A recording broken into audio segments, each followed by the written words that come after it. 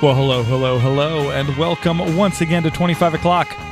I'm your host, Dan Drago. Thanks for being here. Thanks for joining me on the show. Here we are, Philadelphia's longest-running music podcast, I think. On the show this week, Brett Talley. Great conversation with him. If you don't know who Brett Talley is, well, you soon will. Brett Talley plays in the reunion lineup of The Caulfields, which is John Faye's band.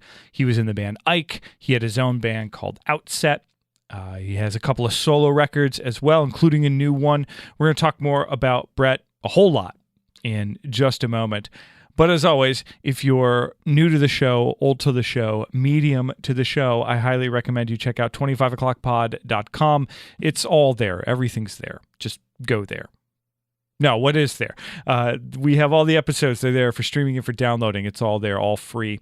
You can sign up for the mailing list. You can hook up with us on Facebook and Twitter and Instagram.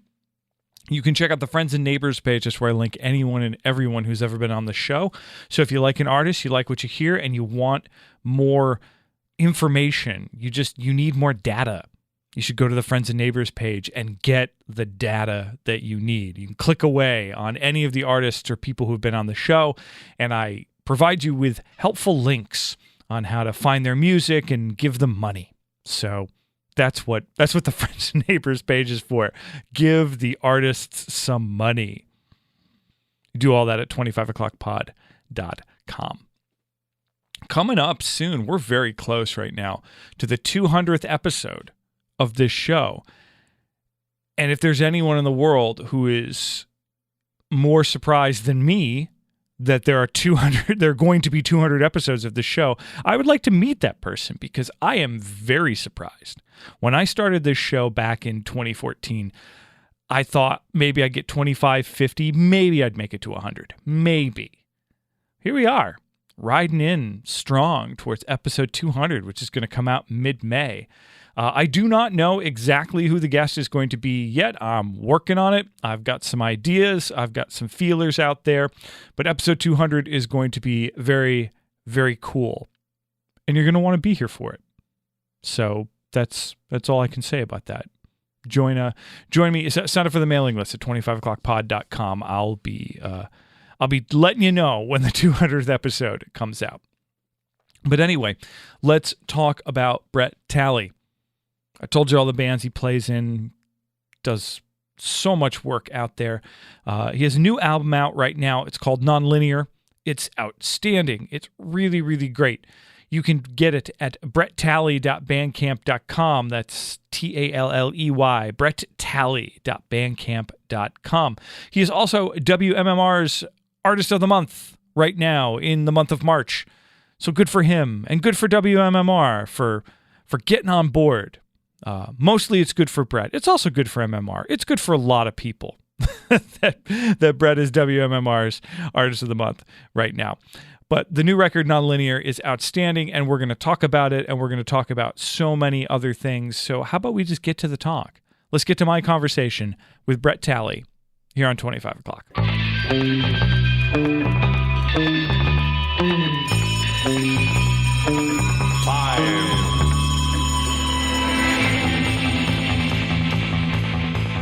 And then I had to remind myself, I'm like, everyone's doing it this way.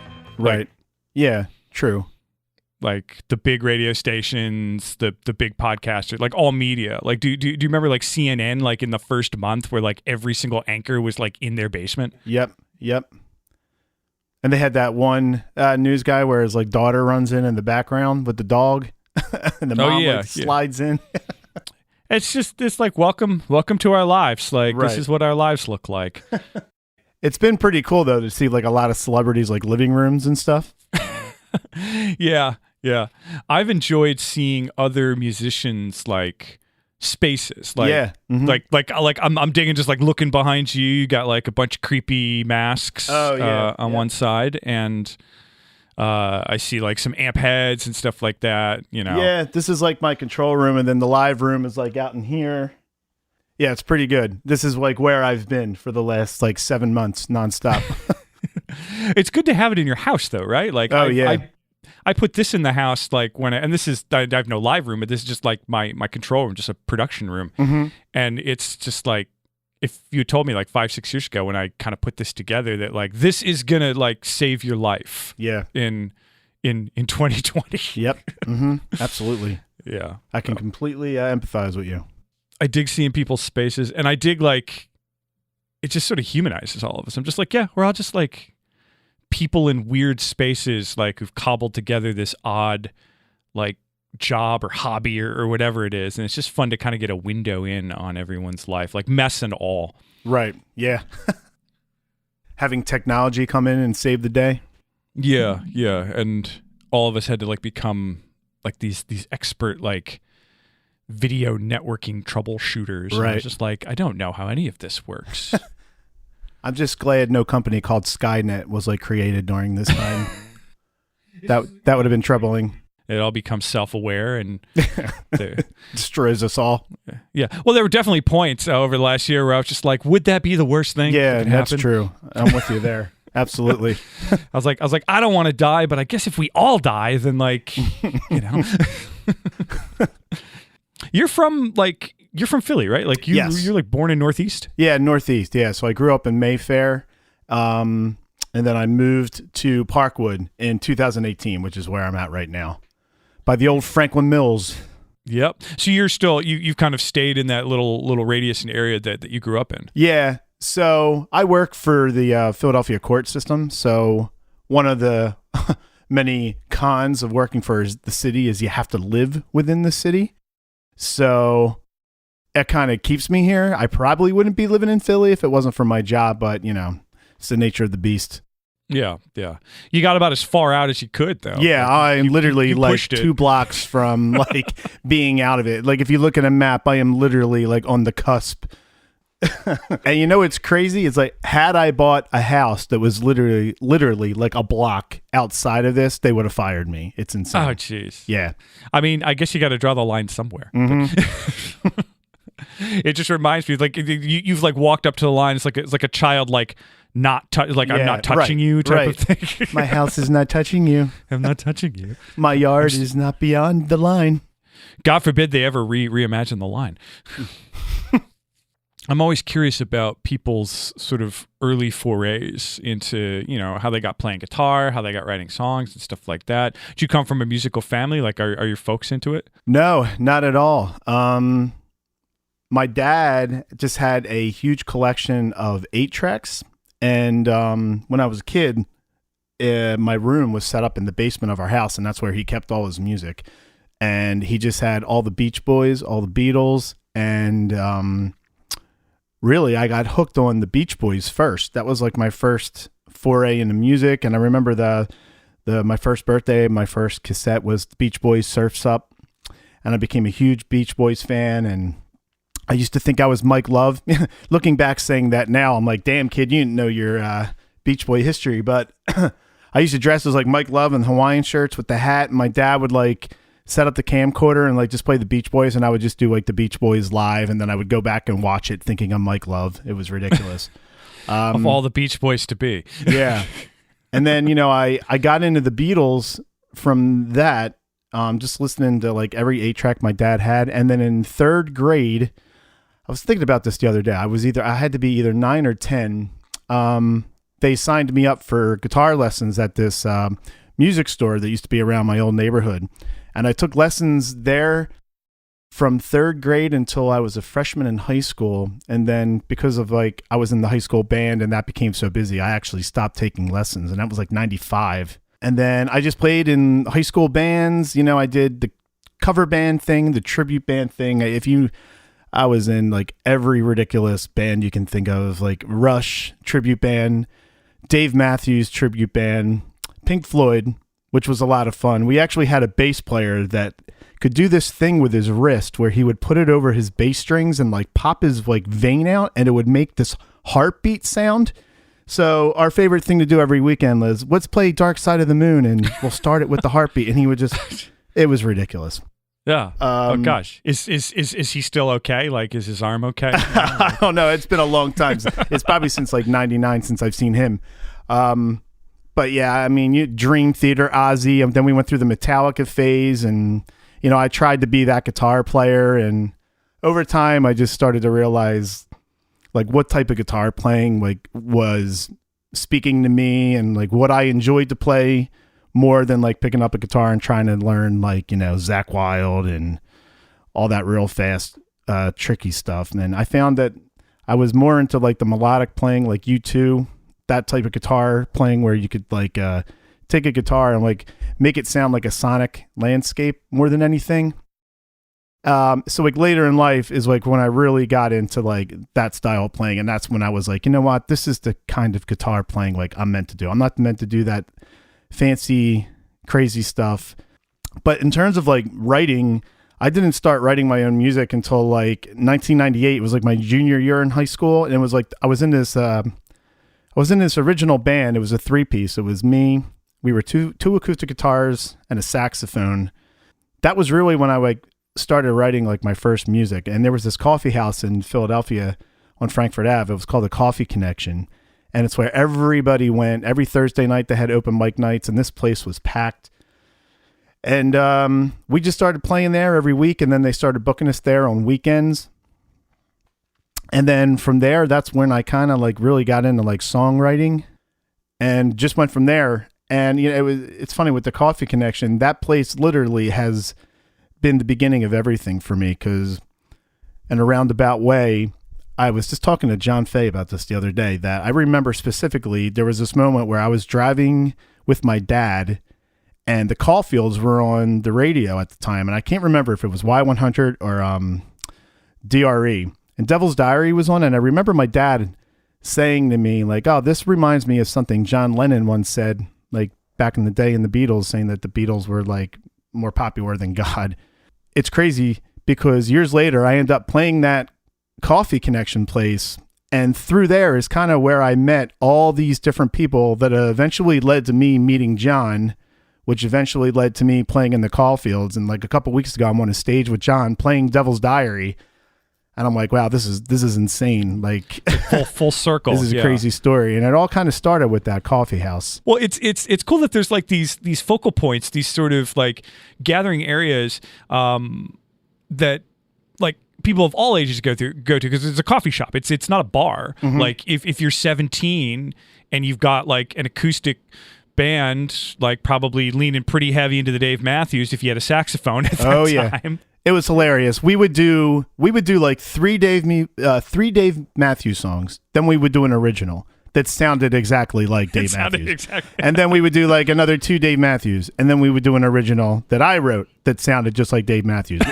But you know, it was the thing to do at the time. It was like everybody loved us. Like we used to pack the place on the weekends. I couldn't believe it. And late 90s, man. Like you're based on your high school rundown right there. You're a year younger than I am. Okay. So I graduated in 98. Oh, okay. Yeah, I was 99.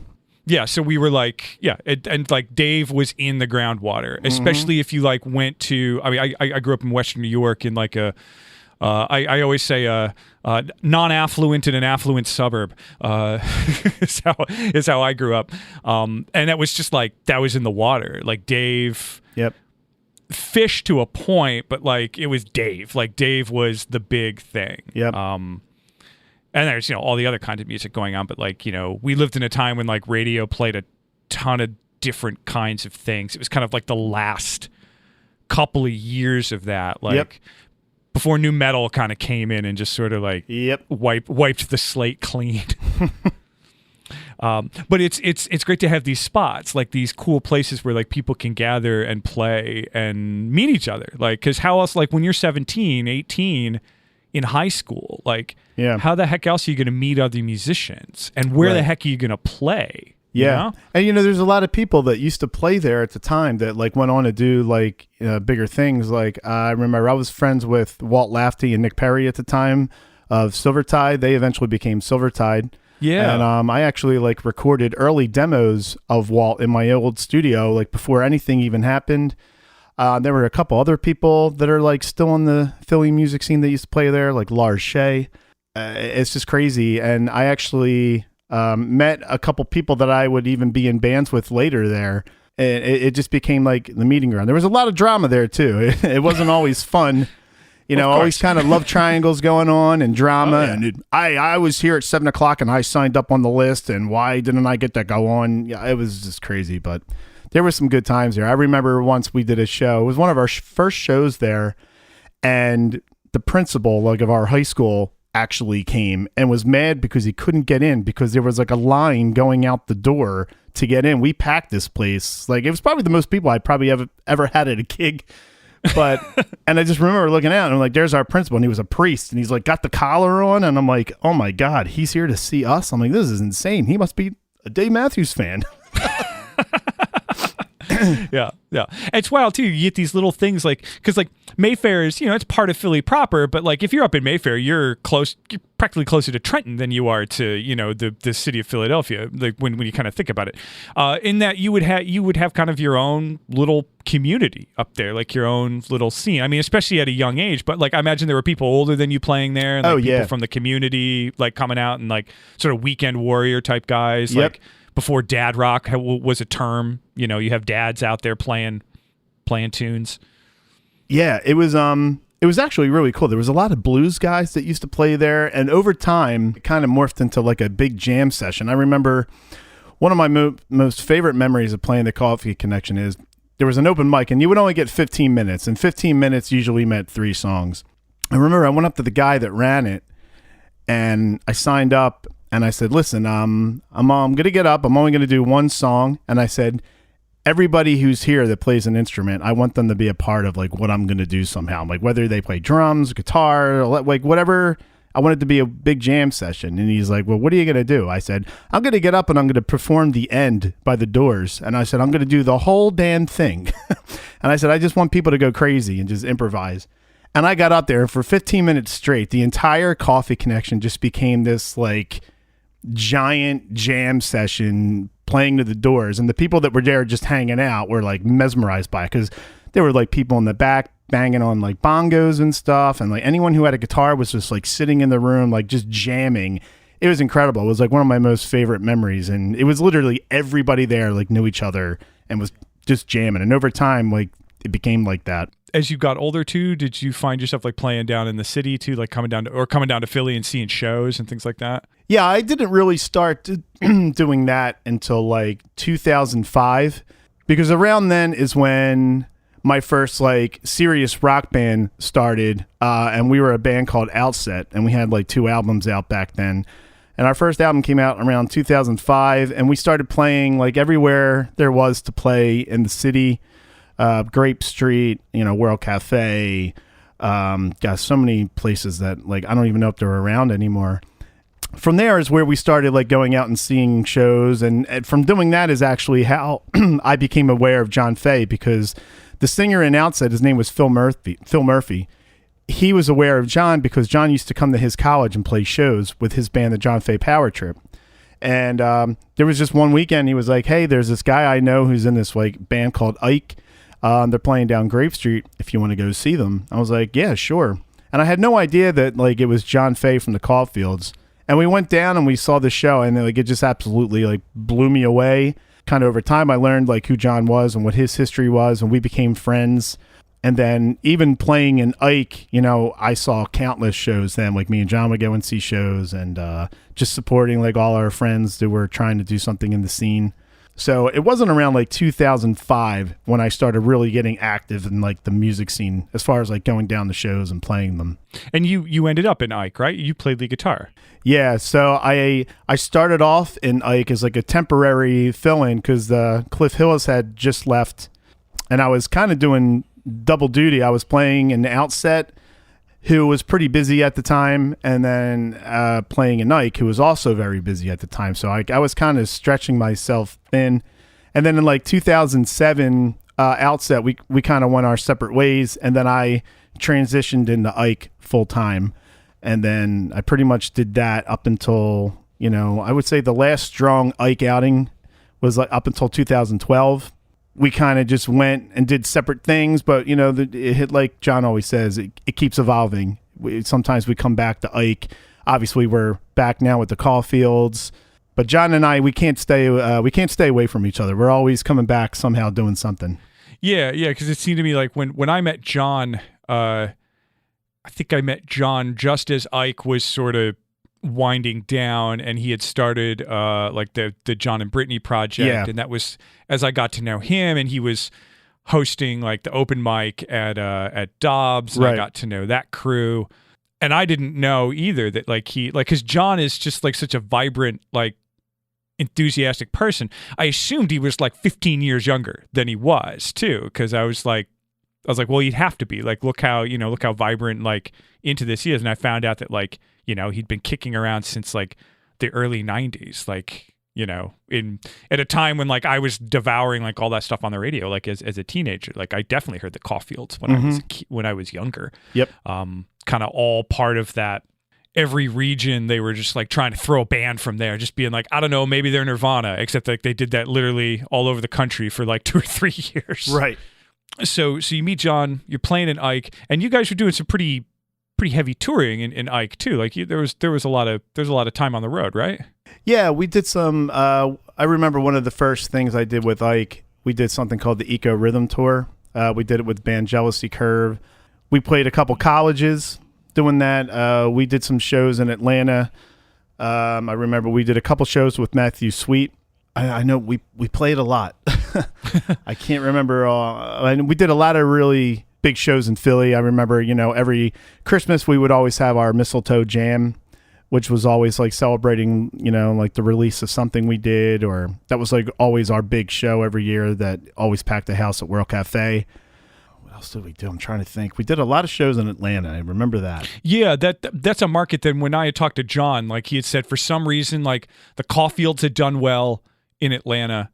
And even when the second record came out, like, and they weren't getting much support from A&M, he found he could still hit like these 2 or 3 markets in the States that were like program directors, something like that, just remembered them and liked them. And so he was going to kind of like hit me to the idea. He's like, if you can just like get in on a few markets, like even kind of on a lower level, he's like, you can sort of make a career out of just moving in between those 3 markets like constantly. And it's just so interesting that it's like Atlanta like really took to Caulfields and really took to Ike. Right. Yep. So you're touring, you're playing, you were with them, so if you came on with them around like 2007. So yeah, you're with them for about 4 or 5 years. Like, yeah.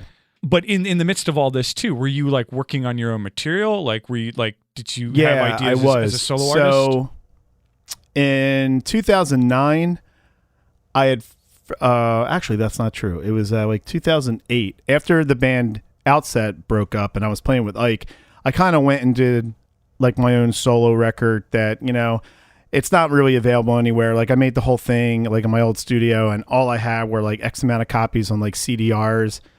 And that was like the first solo music I had written and recorded, and I had played everything on it and I put it out.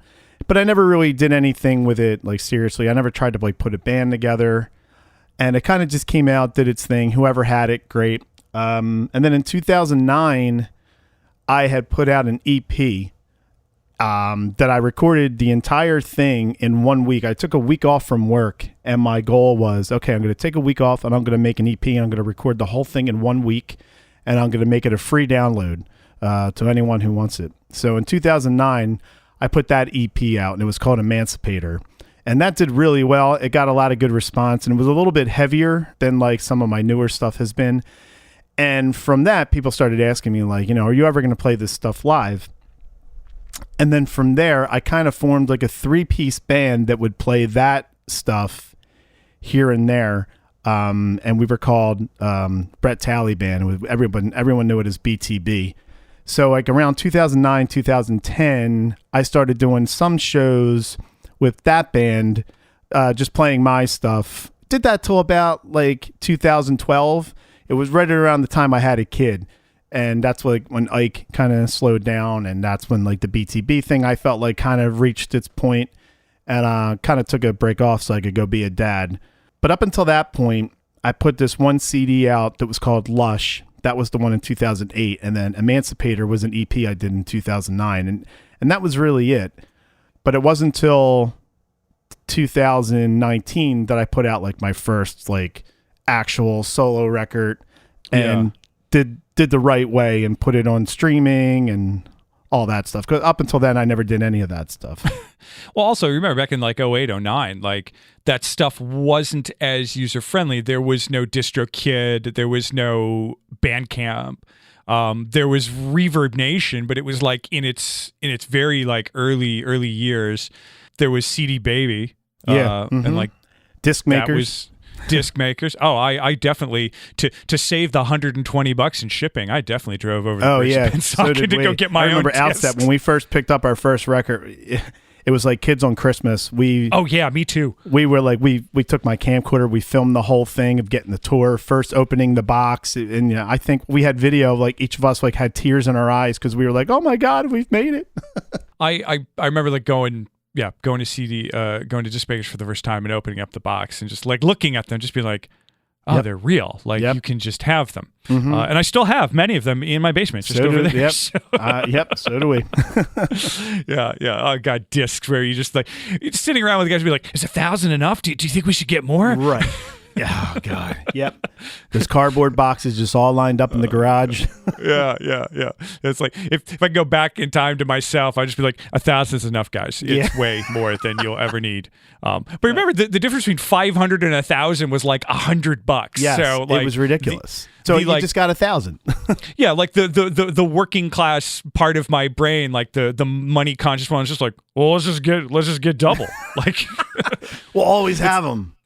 Yeah, and then you're tripping over these things for the rest of your life, and there's this sort of reminder to you of just like, yeah, that was the thing we tried to do. Yep, something to pass down. I'm proud of every record I ever made, even the ones that aren't any good. Like you have to be, right? It was a moment in time that you felt was right at the moment. There's something I think to be pulled from anything I've ever recorded and put out, like whether in other bands and stuff like that. I'll go back and listen to them sometimes. And like think about like, oh well, this was at the time, this was the best I could do. Like this was the most I could do. And then the good thing is that if you keep plugging at it, like the next one's a little better because you learn more stuff and you play more and you meet other people and get new ideas. You can't ever peak. You can't ever just be like, three of them ago is the best one I ever did. Right. Yeah, I'm very critical, like, when I go back and listen to my older stuff. And it wasn't until, like, recently where I kind of came to that mindset of, you know what, you have to realize back in 2009, this is what you had at the time, and you were pushing it to its limits. You were pushing yourself to your limits, and with age, you get better, you become a little bit more cognizant of things. And but I used to not be able to listen to anything I did, especially when it came to, like, my vocals.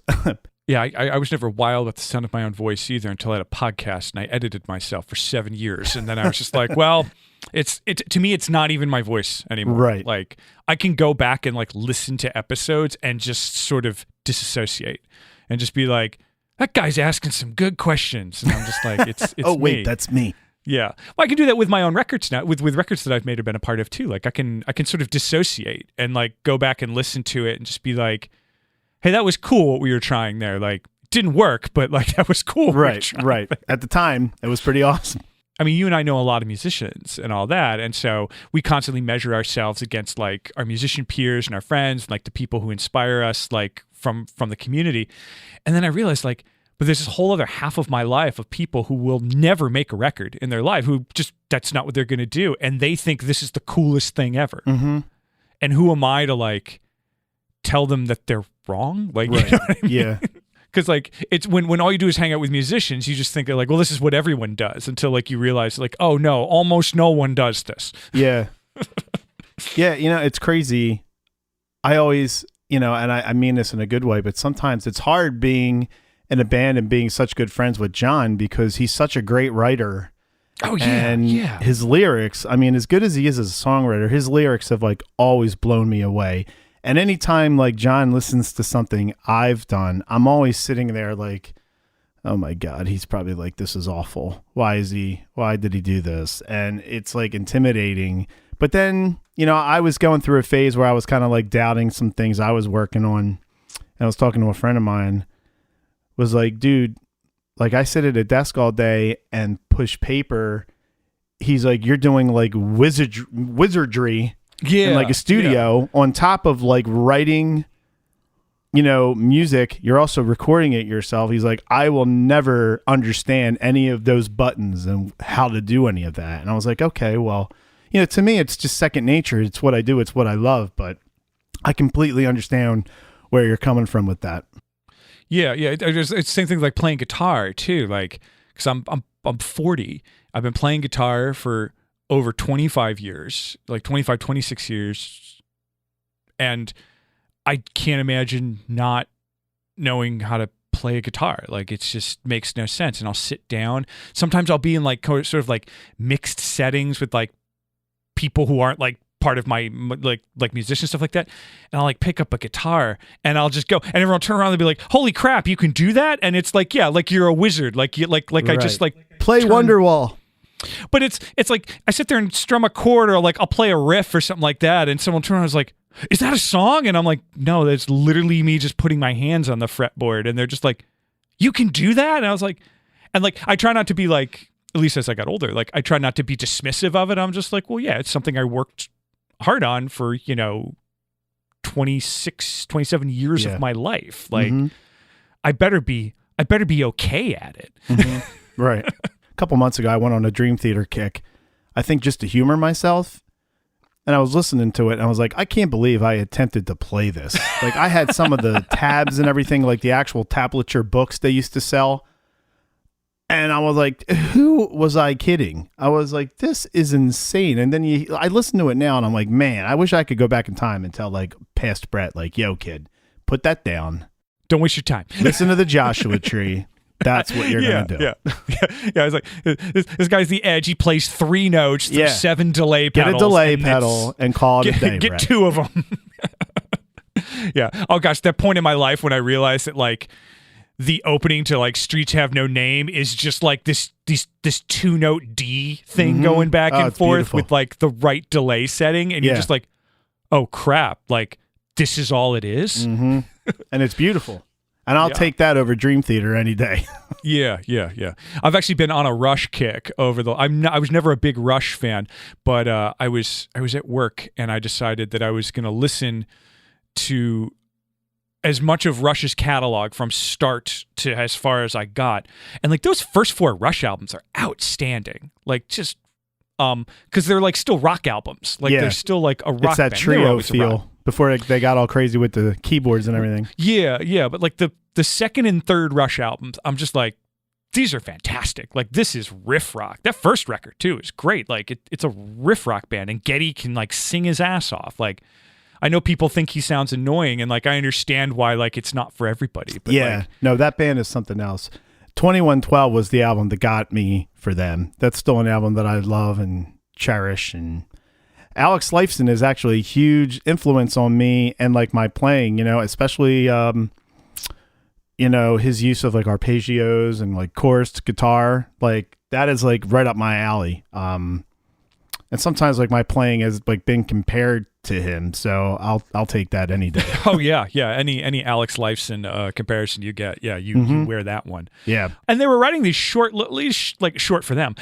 Like short little like pop to like Fly By Night. Fly By Night. Yep. It's an amazing rock tune. It's 3.5 minutes long. It's fantastic. And like a normal person can play Fly By Night. Yes. Right. Bastille Day is like another good rocker. Yeah, that era of them where you're just like a normal person could attempt to play these songs. Right. It wasn't until like A Farewell to Kings or Hemispheres where they were like, hey, let's start to get like really crazy. And then, after Hemispheres, it was Permanent Waves, right? Yeah. And then the rest is history there. But yeah, 2112 was always my fave. But props to them for even trying that. I came to that realization recently as I was like listening to them kind of go on. I'm like, but props to them for doing that, because so many bands of that era, of that 70s like power rock, like kind of classic rock era, just found a tone, found a mode, found a lane, and just drove in it for the rest of their life. Like think of Aerosmith. Like Aerosmith found a lane and they just never changed to the point when they became a parody of themselves. Right. Like it just wasn't, or AC/DC. AC/DC though, like I understand they only have one trick, but damn, what a trick. Oh, yeah, I know. Their new album I love so much. Every time a new AC/DC record comes out, and I was just like, I'm like, screw these dull dinosaurs playing the same freaking like, major major pentatonic rock riffs, and then like I hear it and I'm just like, this is so good. Just pure rock and roll. Yeah, absolutely. But that's what I love. I like about Rush is that like, and that later stuff is not for me.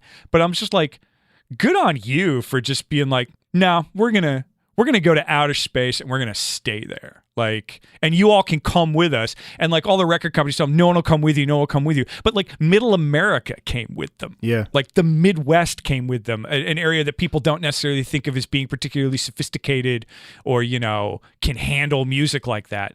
Like there's these like, you know, like bro-y dudes who just like, that's their band. And you're just like, wow, how did that happen? Right. Yeah. Anyway, this is not a podcast about Rush, but still. Hey, I'll talk about Rush anytime. So you put out your first solo record, and then in 2019 you put in this what you deem to be like more proper, like a more proper solo release. And it's a full length record. It sounds great. It's really cohesive. Like the songs, obviously you curated what you wanted to put on there.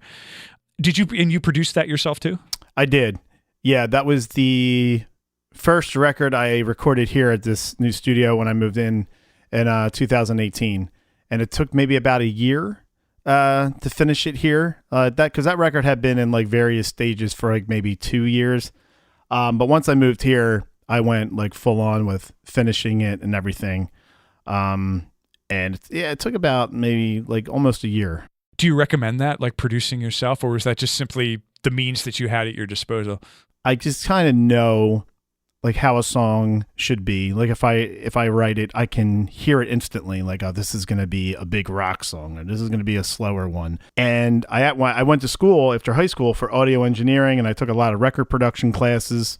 I'm such like an encyclopedia about music that I just feel like when it comes to my stuff, like I know what I'm good at, and I kind of stick with that, and I know what works, and you know people have seemed to be pretty receptive to it.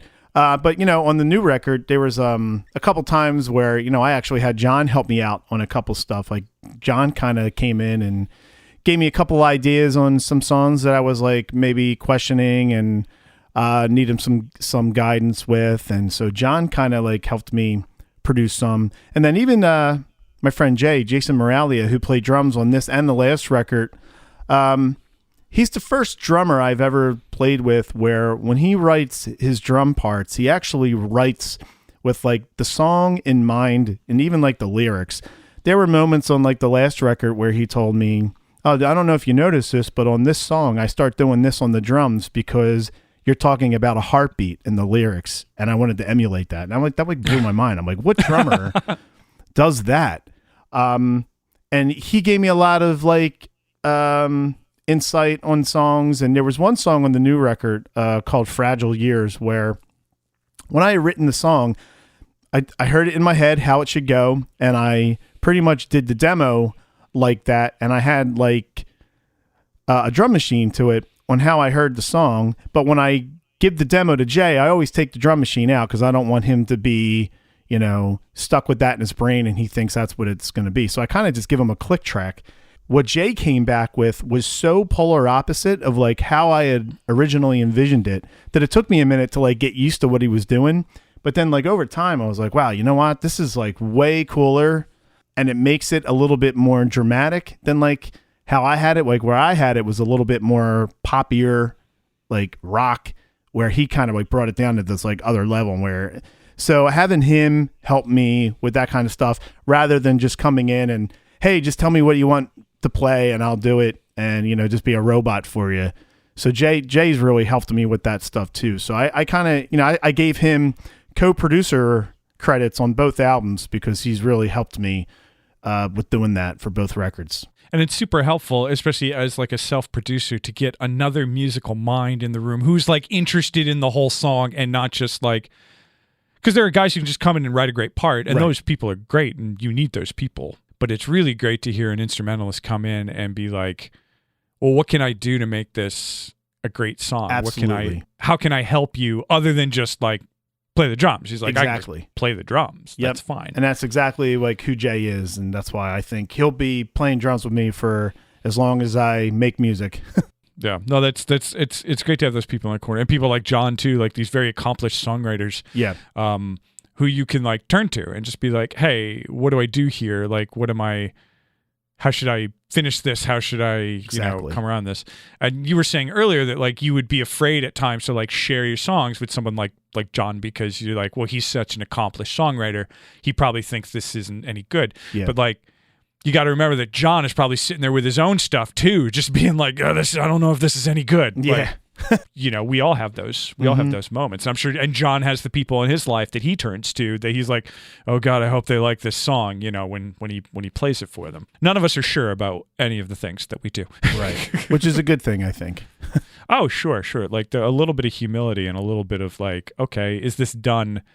Is this as good as I can make it? A type of situation. And that's cool too that you get that in a drummer too. Yeah. Like musical drummers are like the best, like just the best weapon in any studio situation. Agreed. Like a drummer who understands dynamics and like tonal dynamics too, like not just percussive dynamics. Right. Like those guys, like you keep them for the rest of your life. I've always said that drummers and drums are what make or break a record. Drums and lead vocals, like if and in a band, like drummer and lead singer, like if those two things are firing on all cylinders, you can forgive certain other things that happen, Right. But like if the lead singer and the drums aren't hot, then it's like it doesn't matter how good your guitar player is. Yep. Well, you produce for other people too, right? I do. What do you try and bring in, like when you're working with a band, like something that's not your music, when you're working in with someone else's music? Usually it's people that seek me out, just like knowing like the style that I do, or, or just fans of mine, or that know me, like through Ike or something like that, or just familiar with my producing. It's really, I get asked a lot just like to produce, especially a lot of bands that are kind of like in the beginning stages of like recording a record for the first time. Like I usually record a lot of bands that like have never really made a record. And that's always fun because I love to like challenge people and pull the best out of musicians. I can think of like two bands that I've worked with that had very low opinions of themselves, like early on in the process. And like by the end of the record, I could see a complete change in like their talent, their confidence. And that to me is rewarding for me as like a producer, even from like the recording of it and being an engineer aside. That's what gives me pleasure. And then another friend of mine, whose name is Dave Melendez, he has a son who, when he was 16, taught himself how to play guitar and sing. And this kid was like writing songs like right out of the gate that were like really good. At the time I remember thinking like, you know what? I want to do something for you that I didn't have when I was your age doing this. And I said, pick one of your favorite songs that you've written, come in, and we'll record it. We'll do it up, I'll play on it. And so we did this song. He came in and he crushed it. And then like we filmed a little music video for him. And like he had like 2,000 views on this video, like a couple weeks later. And, he auditioned, I think, on like American Idol or The Voice a couple times. And now he's currently like making a record with his dad that I'm producing. And it's been really rewarding to see like a father and son come in here and make music together. And the two of them work really well. And like, that's been really inspiring just watching, and my buddy Dave has like said to me numerous times, he's like, it's not even about recording or having like this music down. It's the fact that like I'm in a studio working and recording music with my son. He's like, you're giving me something that like I can never, no amount of money is good enough for what you've given to me, and like that's the stuff that like I really find rewarding when I work with bands, is that kind of stuff. I'm very cheesy when it comes to that. Well, no, because anyone can go anywhere and get recorded. They can do it themselves. Like that's the thing right now, is that like, you laptop and a couple $100 worth of gear and you can record a record. Yeah. But there's something to be said of like going in a room with someone who's made their own records and made records for other people. There's something to be said, like go in there, because like all the things that you think are like do or die, or like, oh, no one's ever had to think about this before. Like a good producer just be like, oh, it's every time. Like you have to think about that every time. Like this is not new. And it is good to watch people like realize how cool they can make their stuff. Like, yeah. And it helps just to have another person to bounce ideas off of. And it's fun. I just love being creative. You know, in my studio, I try not to have that cliche studio where you go in and it's like very sterile walls and just soundproofing everywhere. Like you can see, like my basement or studio is just like pop culture galore. Because like when people are here, I just want people to be constantly surrounded by like creativity. And, you know, always find something, it might be I got Tom Petty on the wall, the Beatles, other records that I've done. You know, I just want people to be able to look around and like maybe be inspired for like one quick second, or if they're having a rough time, just to look over and see like, oh yeah, there's Michael Myers, you know, like how bad can it be? I'm not being chased by Michael Myers. Right. But I just love the creativity. You know, as much as I love playing on stage, like in the studio, it's just so much fun because like you can do anything. You know, it's like possibilities are just endless. And on the new record, just listening to it as another songwriter and just somebody who's listened to a ton of music, like you are really, really dialed into power pop, like that like that particular style, that kind of that 90s like jangly rock and roll, which is something I've always been drawn to as well. I mean, aside from us both being like Beatles guys, you know, I was in the 90s, like I was a big Gin Blossoms guy. Oh yeah. And I liked like Buffalo Tom and Not a Surf and Teenage Fan Club and like all these like that other side of alternative music that wasn't like, you know, grungy and like heavy and depressing. Right. There was like that other side that wanted to be clean. Yeah, I was always like drawn to that. You know, as much as I loved all those 90s bands, you know, I was a huge Alice in Chains fan, Pearl Jam. Pearl Jam is what got me into a lot of harder rock. But like I also found that I really loved REM and Toad the Wet Sprocket, you know, was another band that was just incredible. Jeff Buckley, you know, I was really into Jeff Buckley. And like that, what was the other, like the Lemonheads, loved the Lemonheads. Yeah.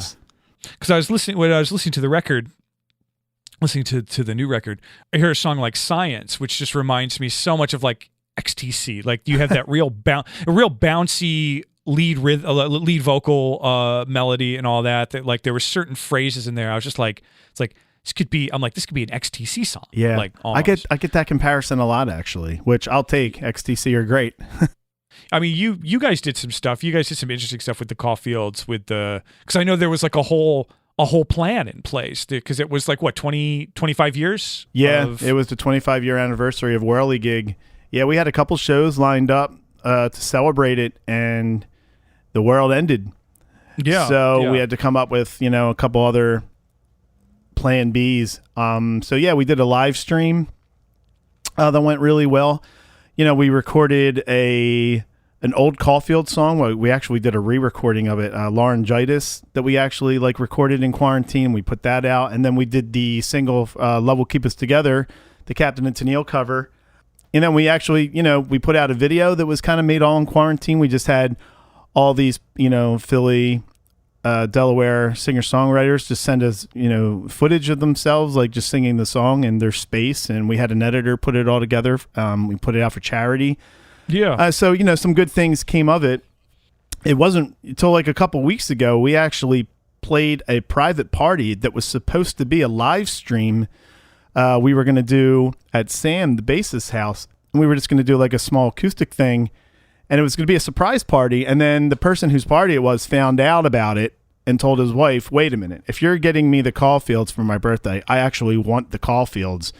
And here he had this enormous space in New Jersey with this like ginormous, like fully professional sound system. He's like, I want you guys to play here. We're only going to have like 20 people in this giant place. He goes, but you guys are going to play there. I got this sound system. We never use it. So we're like, okay, well, this escalated quickly. And next thing you know, we had like a guy with 4 cameras there. We had the audio recorded. And when we got back the footage and the audio, we were like, okay, well, this is something cool. Maybe we'll do something with this. So right now, that's like one of the newest projects I'm doing. Like I'm editing all the live footage and mixing, like, hopefully what might be a live Caulfields record, which is something they never had. So it's interesting too to do it in front of like 20 people. Yeah, I mean this space, like you'll see it like when the video ever gets released. I mean this place, I mean it was like bigger than the Electric Factory. It was crazy. Like we walked in and we were like, are you kidding me? I'm like, we went from playing a living room to now we're here. Like it legitimately felt like we were playing like Wells Fargo or something like that. It's like an airplane hangar. It was insane. Exactly. But it was fun. And, you know, it was the first time in almost a year that I had been on stage, you know, because my last time on stage was in March 2020. I did a show with my friends to Jelly Bricks up in Harrisburg. We did a Cars tribute show that I was a guest guitarist for. And that was the last time I was on stage. And I play in a cover band, and we kind of got put on indefinite hiatus. And then there was this moment where, you know, we're doing this show a couple of weeks ago, and I'm on stage and we're playing like Devil's Diary, which is like the big Caulfields song. And I'm just like, oh my God, this is the first time I've been on stage in almost a year. I'm playing in this enormous place with this enormous PA system, playing a song that, you know, I remember driving down Frankfurt Ave with my dad, you know, passing that coffee connection. Like, it was just surreal for me. It was one of those out of body experiences where, you know, I was like looking at myself. It was pretty cool. Yeah. I think a lot of artists, and like you guys too are an example of this, who figured out how to do stuff, like how to still make stuff happen. Like you could sit around and be like, woe is us, we don't get to do it exactly the way we used to do it, blah, blah, blah. But like, you know, the good bands, like the people, the creative, artistic people are just like, well, what can we do? Right. And how can we still make a good experience? And like you guys have pulled it off. Like, obviously this is not the way you guys thought it was going to go, but like you have gotten things out there, and you can get stuff out to more people now because people don't have to be there. Correct. Yeah. Mm-hmm. You know, I did a live stream last weekend, just performing some of my songs from the new record. And, you know, I probably had more people in that than I could have had I played at a club, you know. And if I played at a club, I would have had to beg everybody to come out, probably had to pay a cover. You have to drive around, look for parking, or pay for parking. Nobody wants to do that. And all you have to do is hit a button. If the whole point is to engage, like in whatever that means, if the whole point is to engage, then like you engage, yeah, like, however that is. Well, what have you been doing? I ask this of everybody, aside from, you know, making your record and like doing all the music stuff. What have you been doing to do what I like to call keeping even, which is not necessarily to make yourself happy, but just to sort of keep yourself sane. You know, I spend a lot of time with my son, and I've also been learning a lot about filmmaking and video editing. I have a couple friends that are like pros in that field that have really been helping me out. And like I said, like editing the Caulfields live show has kind of been a lot of fun, you know, and challenging. But I'm also, you know, I'm really getting into, you know, like discovering music again. Kind of like what you were saying earlier about going back and like starting with Rush. Like I kind of did something similar with David Bowie. I went back and listened to like every Bowie record from the beginning all the way, and I just kind of like rediscover like my love of him and just the balls he had to just constantly change for like every record, and like just put himself out there and try things that were like really not the norm. Like, you know, for him to like, you know, have an album like Outside, and then a couple years later he's like, oh, you know what, I think I'm gonna make a jazz record, and he just calls up like one of the best like jazz improv bands around. I was like, hey, I want to record a song with you guys.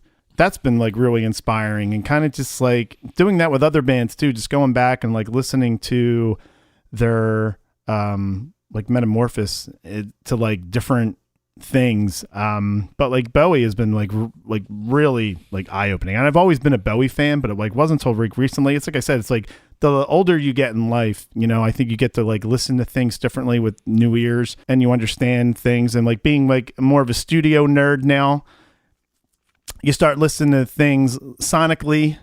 That's been like really inspiring, and doing that is kind of like already inspired me to like even start writing again. Like, and you know, as horrible as quarantine and COVID has been, you know, I've been saying that to a lot of friends recently, that it's been like the most prolific period for me because I have all this time, and because I have like taking in all this art, you know, it's like inspiring me, and I'm already like planning on like the next record and like kind of like how I want to do it and how I want to approach it. And like the next thing I do, I was talking to Jay, I said, I really want to kind of get weird with the next one. I want to push myself. So I want really want to challenge it, like the songwriting. So I don't know what it's going to be. I don't know if it's going to be any good, but I just know that, I just don't want to stop. Like, I'm just in this mode right now where, I'm not getting any younger. I just turned 40 in December. I got this studio. I have all this equipment, and, I want to do something with it, Yeah. And it's nice to sort of like have a little bit of extra space in your brain, so to speak. It sounds weird to even think that one could have that right now, because like I said, you're a dad and you've got that going on. You're just trying to keep that ship sailing as well. For the good artists, for the people who like create for the sake of creating and not for, other rewards. If you get a little time to just like get the wheels turning, you're just like, oh yeah, like I can do this. Like I said over the last year, I was like, I've never played so much guitar or been outside so much since I was like a kid. Like when you're in high school or you come home and you like practice the guitar, you like get in with your friends, you just like play the guitar for like 4 hours a day. Mm-hmm. Like I haven't done that. Yeah, same. Especially during quarantine. I remember a couple times like saying to friends, I'm like, this is the most I've actually picked up my guitar and played it for fun. Not playing it for work, a cover band. Like, I got to go down and play Jesse's Girl tonight. Like, I would, just find myself picking up the guitar and like just playing things that I loved. Well, this is great, Brett. The record is outstanding. Really, like a great collection of songs. Really, they're great riffs on this and just really great melody too. Like I was thinking about bands like Sugar, like Bob Mould and stuff like that as I listened to this. Like I said, thinking about XTC, thinking about like, again, those like big, like melodic power pop bands of the 90s and later too, like 1 foot in like the classic songwriter camp and then, 1 foot in, stuff that's more modern. That stuff really, I really dig that kind of stuff. That's awesome. Thank you. Yeah. Well, thanks so much for talking, and man, be well, be even. Yeah, you too. Maybe we can improv together one day in person. Well, awesome, man. Thanks so much for talking. Thanks, Dan. I appreciate it. We'll be together till the end of time. 25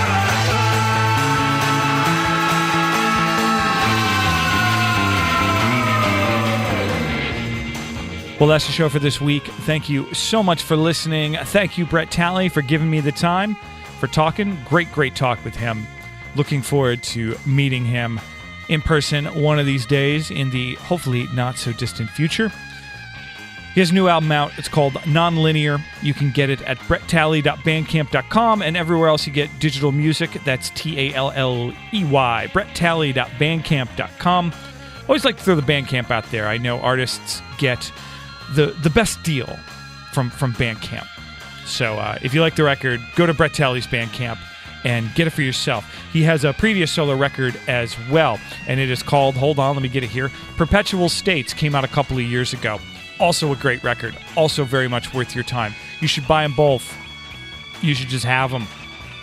bretttalley.bandcamp.com.